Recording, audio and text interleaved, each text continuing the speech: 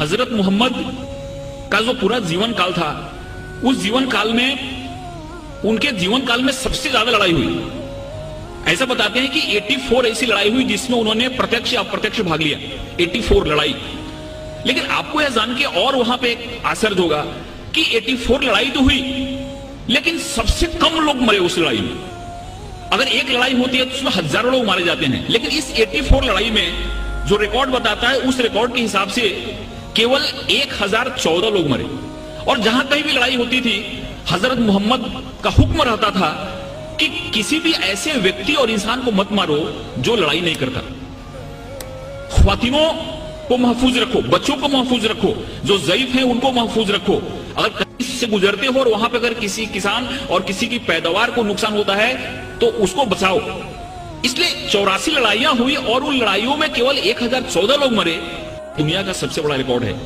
और जब प्रोफेट मोहम्मद जब मक्का में आए अपने पूरे सैनिकों के साथ, तो जिस मक्का वालों ने उनको अपमानित किया था, जिस मक्का वालों ने उनको पत्थर से मारा था, जिस मक्का वालों ने उनकी जान लेने की कोशिश की थी और उनकी तकलीफ के चलते उनको हिजरत करनी पड़ी थी, उस मक्का वालों को उन्होंने प्यार से जीता।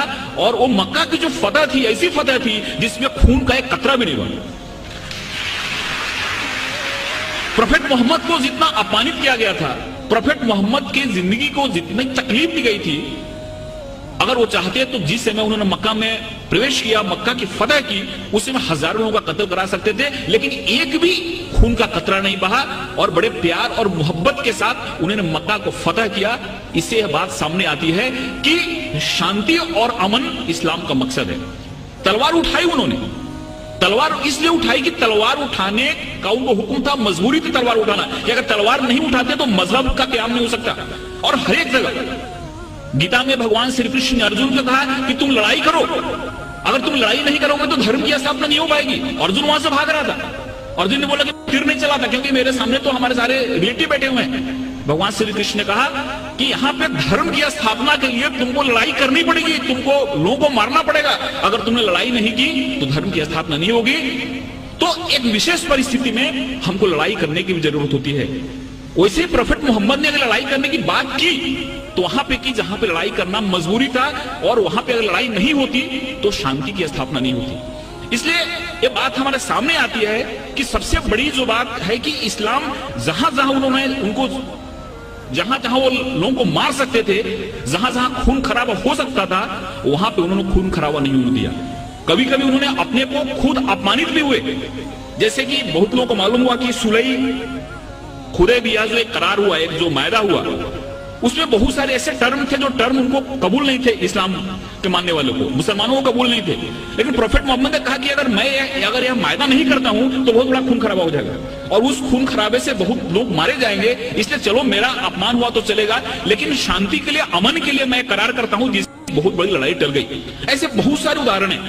एक बार एक यहूदी का जनाजा जा रहा था और प्रोफेट मोहम्मद अपने लोगों के साथ बैठे हुए थे। उन्होंने जब जनाजा देखा तो उठ के खड़े हो गए। उनके लोगों ने कहा कि ये तो मुसलमान का जनाजा नहीं है, तो एक यहूदी का जनाजा है। तो मोहम्मद ने कहा, प्रोफेट मोहम्मद ने कहा, क्या यहूदी इंसान नहीं होता? ये सारी चीजें हमारे सामने आनी चाहिए। उस बूढ़ी औरत की कहानी मालूम है कि उसको ऐसा लगता था कि यहाँ पे इस्लाम बढ़ रहा है, मोहम्मद नाम का ऐसा शख्सियत है जो सबको इस्लाम में ले जा रहा है। इस लोग गांव छोड़ के जा रहे थे। उसके सर पे गठरी थी और गठरी उठ नहीं रही थी। एक नौजवान आया और बोला कि माता जी मैं आपकी मदद करूं, आप चलो अपनी गठरी में गांव के बाहर छोड़ देता हूं। औरत ने उनको गठरी दी और वहां से नौजवान उस गठरी को अपने सर पे लिया और गांव के बाहर गया और बोला कि आप ठीक है, आप गठरी लो, अब जाओ। उस औरत ने पूछा कि कैसा नेक इंसान है जो अपने सर पे मेरी गठरी लेके जा रहा है। उसने पूछा कि तुम्हारा नाम क्या है? इन्होंने कहा कि मुझको मोहम्मद कहते हैं। जिसके डर से भाग रही थी वही इंसान उस औरत की गठरी को अपने सर पे ले जा रहा है और उसको मदद कर रहा है, और उसी दिन औरत इस्लाम में आ गई। जो औरत प्रोफेट मोहम्मद के सर पे हमेशा कचरा फेंका करती थी नमाज के जाते समय, रोज कचरा फेंकती थी उनके सर पे। एक दिन जब उसने कचरा नहीं फेंका तो मोहम्मद जब लौट रहे थे, प्रोफेट मोहम्मद, तो उन्होंने देखा और पूछा कि औरत कहाँ है? लोगों ने कहा कि बीमार पड़ी हुई है। वहां पे जाके उन्होंने उसकी तबीयत पूछी। उस औरत को लगा कि जिस इंसान को मैंने इतनी तकलीफ दी, जिसको इतना मैंने अपमानित किया, जिसके सर पे मैंने कचरा फेंका, वो कैसा इंसान है कि मैं मेरी तबीयत बिगड़ने पे मेरा हाल पूछने आ रहा है। और वहां पे इस्लाम उसने कबूल कर लिया। एक चीज लोगों के सामने आना चाहिए, ये जो तहम्मुल है, ये जो हमारी सहिष्णुता है, ये जो हमारा एक इंसानियत के प्रति प्रेम है, ये हदीस में और प्रॉफेट मोहम्मद की जो सुन्नत है, ये जब हमारे लोगों के सामने आती है तो हमको समझ में आता है। एक हमारे बहुत नजदीक के मित्र हैं जयपुर के, उनको कई बार मैंने मुशायरे के लिए बुलाया, उन्होंने दो चीजें मुझको बताई। ये दोनों चीजें मुझको कहीं रेफरेंस मिला नहीं है, लेकिन उन्होंने बताई। उन्होंने पहला ऐसा बात था कि प्रॉफेट मोहम्मद की जो चचेरी बहन थी उसका नाम हिंद था, और वो ऐसा बता रहे थे कि उस समय हिंदुस्तान जो मुल्क था, इस मुल्क से वहां के लोगों को बहुत प्रेम था, और बहुत बार प्रॉफेट मोहम्मद ने इस मुल्क के बारे में सुना था, तो हिंदुस्तान के नाम से वो जो हिंद उनकी चचेरी बहन थी उसका नाम रखा गया था। उन्होंने ये भी बताया, लेकिन मुझको इससे रेफरेंस नहीं मिला। उन्होंने ये बताया कि प्रॉफेट मोहम्मद ने एक बार कभी कहा था कि वो कैसा मुल्क होगा जिस मुल्क से ठंडी ठंडी हवाएं हमारे अरब कंट्री में आती हैं। दोस्तों, ये सारी चीजें हमारे सामने आनी चाहिए। मजहब वही है इंसान जहां सलामत, यह तो शहादत नहीं है, यह गुमराही की अलामत। मासूमों का कत्ल है इंसानियत पे लानत, खौफ खा खुदा से एक दिन आएगी कयामत। दोस्तों, ये जो सुन्नत है वो हमारे सामने आनी चाहिए, ये जो उदाहरण है, ये जो मिसाल है वो हमारे सामने आनी चाहिए। और 2008 में, फरवरी 2008 में देवबंद ने एक फतवा जारी किया, एक ऐलान किया। उसमें 4000 उलेमा पूरे हिंदुस्तान के जमा हुए थे, और उन्होंने क्लियर कट कहा कि आतंकवाद जो है, दहशतवाद जो है, यह गैर इस्लामी है। इस्लाम कभी भी अनजस्ट वायलेंस को सपोर्ट नहीं करता। इस्लाम में कभी भी गलत हिंसा को सपोर्ट नहीं किया गया है। और फरवरी 2008 में उन्होंने फतवा जारी करके इस दहशतवाद को, टेररिज्म को एंटी इस्लामिक बताया। दोस्तों, मैं कुरान की 2-3 आयत आपके सामने कोट करना चाहूंगा। सूरा अल बकरा आयत 190, इसमें ऐसा फरमाया गया है कि अगर तुम पे जंग अगर लादी जाए तो लड़ाई करो। अगर तुम पे जंग लादी जाए, तुम पे अगर युद्ध लादी जाए तो लड़ाई करो, क्योंकि खुदा को ज्यादती पसंद नहीं है। लड़ाई करोगे फिर भी जाति मत करना। और हजरत मोहम्मद की सुन्नत में बात दिखी जाती है कि उनके दुश्मन भी जो मारे जाते थे, उनके शव का भी और उनके लाश का भी उन्होंने बड़े ही हरमियत के साथ, बड़े आदर के साथ उसका दफन किया। कभी भी उन्होंने किसी लाश को बेइज्जत नहीं उन्हें दिया, कभी भी उसकी बेहरमती नहीं की, कभी उसको तबाह नहीं किया। ये हमारी कुरान की आयत बताती है कि युद्ध उसी से करो जो तुम पे युद्ध लादता है, मजबूर करता है तुमको लड़ने के लिए, लेकिन फिर भी जाति मत करना, क्योंकि खुदा को जाति पसंद नहीं है। सूरा अल मायदा आयत 32, एक निर्दोष इंसान का कत्ल पूरी मानवता के कत्ल के बराबर है।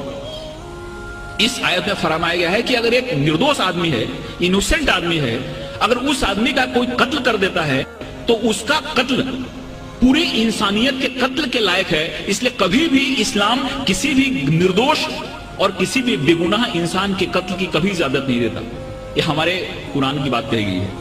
सूरा बनी इजराइल आयत 33, किसी भी इंसान की जिंदगी खुदा की दी हुई है, इसलिए बिना किसी कारण, बिना किसी वजह किसी इंसान को तकलीफ देना, किसी इंसान को मारना गुनाह है, और खुदा इसके लिए सजा देता है। ऐसे बहुत सारी आयतें हैं जिन आयतों में हमको इस सामने बातें दिखती हैं कि इस्लाम ने हमारे सामने क्या पैगाम रखा, इस्लाम ने हमारे सामने क्या संदेश रखा। लेकिन कुछ ऐसी परिस्थितियां हुई जिसके चलते गलत मैसेज गया। एक बड़ी फेमस किताब है, किताब का आपने नाम सुना होगा, लाइफ ऑफ मोहम्मद, BH हैकल ने किताब लिखी है।